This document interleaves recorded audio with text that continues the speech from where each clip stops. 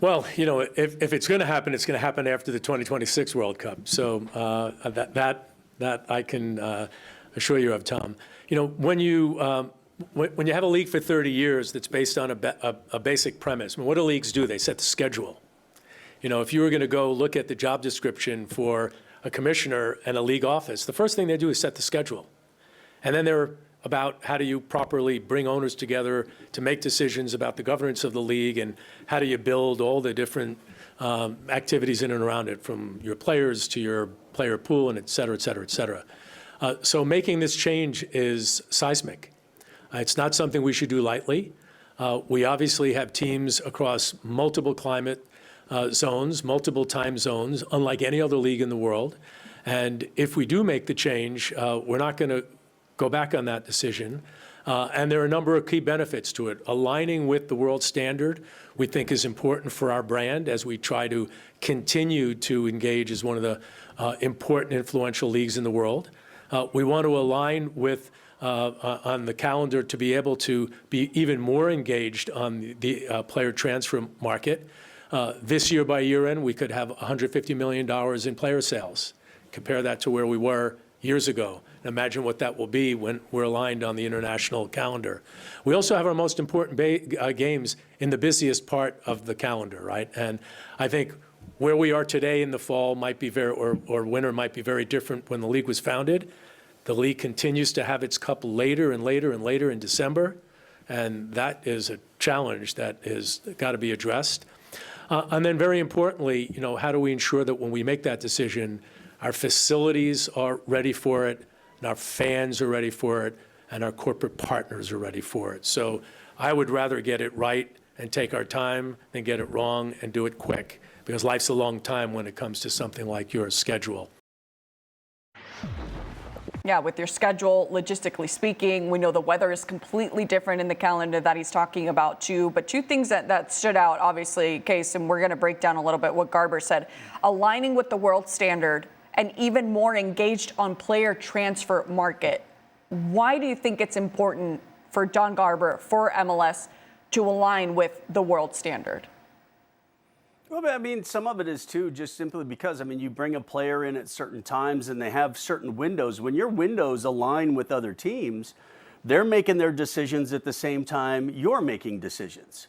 It's not like a case where they're going, okay, now let's sell a player, let's bring a player in, but, oh, our rosters are already set and theirs aren't and this and yeah. So that is a significant issue, and obviously one that they've had problems with. Otherwise, they wouldn't be having this communication already.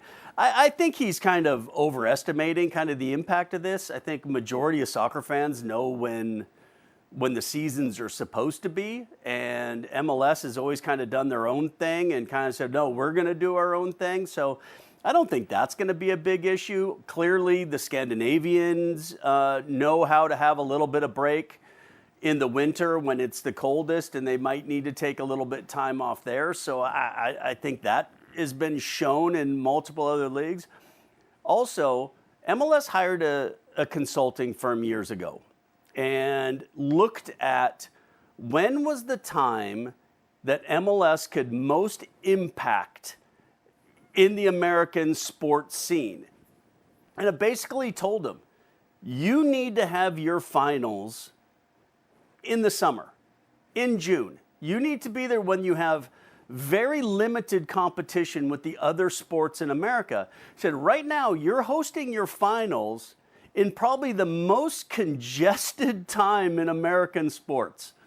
When the NFL season is coming to the end, basketball started, hockey started, college football is ramping up for the bowl season, and then somehow MLS kind of gets filtered in there, and then there's a playoff game, and then there's a pause for a couple weeks because there's an international window, and then somehow they come back and have a match. And where if they had the MLS playoffs in May and June, when all their competition was the beginning to middle of Major League Baseball, the impact would be huge.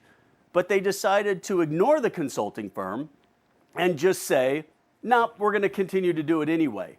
Well, I love the fact that Don has realized and that MLS and the owners have realized that a shift is there. So I love that the conversation is happening because I think it can be a major help to U.S. soccer to get aligned with the rest of the leagues.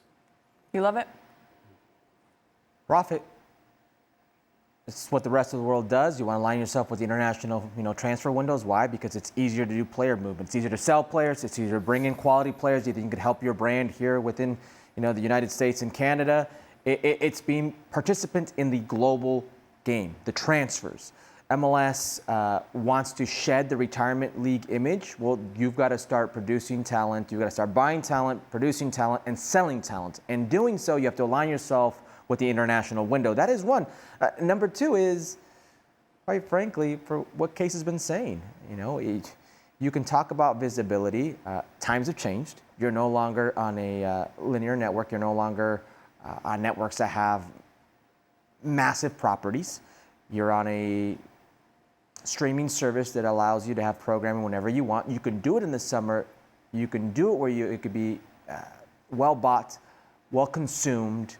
It's just being a global participant in every way possible. That's the major thing here. Now, there are leagues around the world that in the winter take a pause, play through. The U.S. is no different, will be no different. Climate shouldn't be a factor the same way climate isn't a factor when you play in the summertime here. Right. We've seen the European teams, when they come here, complain about climate. Well, we're not going to complain about climate because it's cold. It's the same thing. They can find ways around it. But the most important thing here is to align yourself with the world, to be a maximum participant in the transfer market. Yeah, it looks like that'll be in 2027, as we just heard Garber say, after the 2026 World Cup, because if not, that would have been a little bit chaotic for next year. We do want to remind you, ESPN FC is available daily on ESPN+.